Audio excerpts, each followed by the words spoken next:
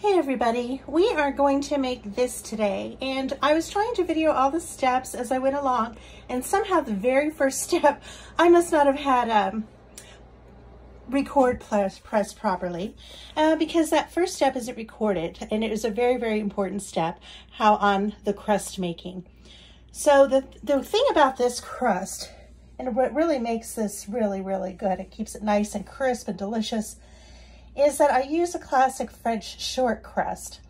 And there's a lot of different kinds of short crust. This one is a pâte sucrée, which means it's sweetened. Classically, they would put a little bit of almond flour or almond meal in with it too. I don't do that. I use 1.5 cups of flour, 5 tablespoons of sugar, and 1/2 teaspoon of salt. And then I also grated with the microplane some orange zest into it, and then stir that up really good. And then I added in 1.5 sticks of melted butter and stirred that up. I'm so sorry that you didn't get to see that step, but now let's go on to the second step. So this is what it looks like when it's all mixed together, and it's forming kind of like a little dough there. And I can't find my tart pan. I kind of lost it in one of my moves and never replaced it. So I'm just gonna put it in a regular pie dish, and that's okay. It's not a big deal. So I'm gonna smooth and pat this all over the entire pie dish, and I'll show you the next step. All right, so it is kind of just spread out over the entire pie dish. Nice and kind of an even layer. I'm gonna go through and poke a ton of holes in it at the bottom. And then we are going to blind bake the crust. And I preheated the oven, and I'm gonna put it in for about 25 to 30 minutes until it's a nice golden color. Okay, so the short crust is out of the oven, and we need to let that completely cool. So while that's done, I am going to prep my ingredients while that's cooling, because everything else is going to take a little bit. So by the time I'm done with everything else, the crust will be ready to use. All right, so I'm going to take 5 pears that I scrubbed really good, and I did it under some hot water to get any wax off. And I'm going to remove the core and slice them into slices about this thick. And I'm going to do that to 5 pears and set those aside in a bowl.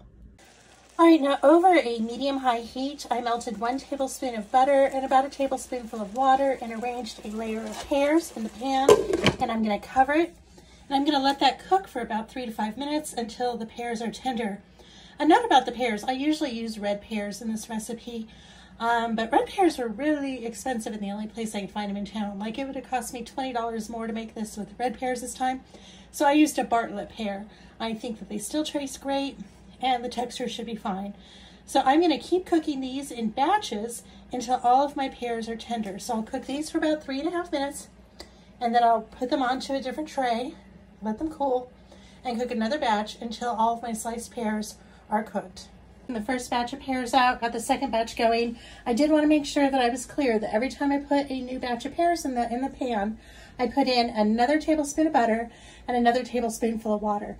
And it's already smelling really great in here. You can smell the pears caramelizing. Now, the only sugar, additional added, like white sugar in this dish, is in the crust. So everything else is just going to be from the fruit and the jams that we're going to add in. So we're just going to keep continuing and cooking our pears. All right, so while my last batch of pears is cooking, of the slices, I am going to take just under a cup of jam. Now, my original recipe, and traditionally I used fig jam, but I couldn't find any fig jam in the entire city. And I also really wanted this to be really bright and fresh for Thanksgiving, because there's so much heavy food that we eat throughout the day. So I used a mixture of orange marmalade and apricot jam. So that's why I put the orange zest in the crust. So we're going to put this in the microwave, and we are going to melt it. So get that all melted down in the microwave. All right, now that this is all liquid, I'm going to pour it through a really fine mesh strainer, and I am going to take a little spatula. Whoops, I didn't do this all. And I'm going to push that down and separate the chunks of fruit from just the liquid of the jam. You see it's all separated there. So I've got my just strained jam there, and then this here. All right, now into the same pan that I've been caramelizing everything in, I put a couple more tablespoons of butter. That's the last of the buttering recipe. So I actually used 2 sticks and 1 tablespoon of butter. It's usually right around 2 sticks. So I'm going to need to cook these down really, really well. And you can see right there into the pan, I threw in the solidified jam bits, the bits of fruit left over from the strained jam. And then I'm going to squeeze in some of the orange juice from that orange that I zested. Give it a little bit of liquid and a little bit of brightness. So I've got this going. I have the butter in there. I have the jam solids in there, a little bit of orange juice in there, a couple tablespoons of melted butter. And I'm going to cook these until they're very, very soft. So I'm going to go ahead and get that lid back on them and cook them until they're incredibly soft. All right, now it is time to get the potato masher out. And I am going to see if I can mash these pears down really into kind of a pureed pulp yet. They might still be a little bit too firm. Right, now the red pears usually mash down a little bit finer.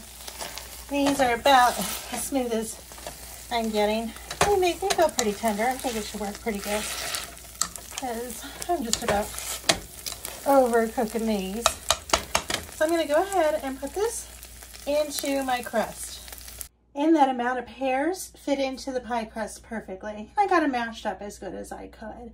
So next I am going to arrange the pear slices. So I'm going to take my pear slices that are now cooled. I'm going to just go through and line them up around the pears, or I'm sorry, around the pie plate in circles.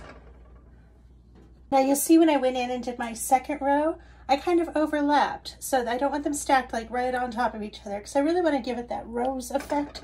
So I went ahead and have them kind of offset from each row. I'm going to continue going on. Now I tried to use the bigger pieces along the outer edges and then go into the smaller pieces. I do still have a little bit of pears left, and see here where I have some gaps? I'm going to try to find some smaller pieces or also break down some of the larger pieces and fill in every gap that I see. Go. Now it goes without saying that you've been seeing me do this with my hands. Do wash your hands in between every single step that you're doing this, because there really is no other way to do this other than with your hands.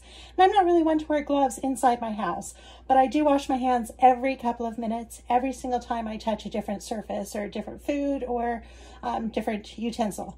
So my oven is still on 350 degrees. I'm going to put this in the oven now for 30 minutes.